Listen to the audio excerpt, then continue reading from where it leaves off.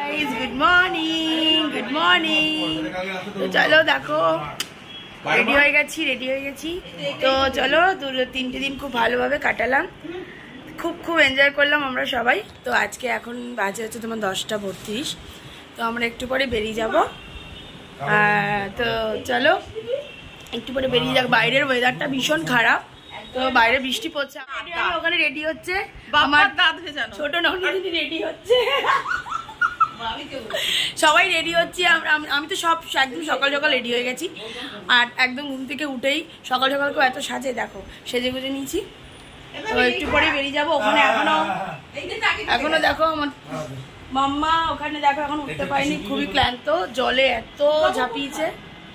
swimming পুলে তো দেখেছো এখন ব্রাশটাও আমাকে দিতে হবে বাচ্চা ছেলে জানো চলো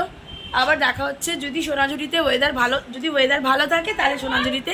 নামবো আর নইলে না সোজা একদম ব্যারাকপুর চলো তো দেখো বাড়িটা ভীষণ বৃষ্টি পড়ছে তোমাদেরকে দেখাই এই দেখো দাঁড়াও এই দেখো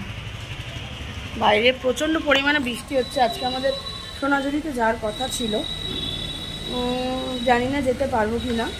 ওয়েদারটা প্রচণ্ড খারাপ তো জানি না মা কি চাইছেন তো মায়ের এখানে এসে খুব শান্তিতে পুজো দিয়েছি খুব ভালোভাবে পুজো দিয়েছি আর খুব আনন্দও করেছি মা বলেছে আমার এখানে আসবে আনন্দ করবি না তো সত্যি খুব আনন্দ করেছি তো হয়তো মা আবার যেদিন ডাকবে আবার মায়ের কাছে আসবো কারণ মা না ডাকলে তো আসতে পারবো না সেটাই ইচ্ছা থাকলে সবই হয় তো চলো জানি না সোনাঝুরিতে যাওয়ার কথা আছে ওখানে শান্তিনিকেতনের ওখানে যাবো একটু ভাবলাম কিন্তু বৃষ্টির জন্য সব মাঝাকার হয়ে যাচ্ছে তো গাইজ তো চলো এখন যাই ভেতরে দেখি কি হচ্ছে অবশেষে কিন্তু আমরা নিচে এসে বসলাম যতক্ষণ না বিল পেমেন্ট হচ্ছে ততক্ষণ পর্যন্ত তোমাদের জন্য একটু ব্লগ তৈরি করছিলাম তোমাদের সাথে ভিডিও শেয়ার করবো অবশেষে কিন্তু মা তারা কিন্তু কথাই শুনে নিয়েছে বৃষ্টি কিন্তু একদমই বন্ধ হয়ে গিয়েছিল সত্যি এই হচ্ছে মায়ের লীলা তারপরে এখন আমরা সোনাঝুরি যাচ্ছি জয় মা তারা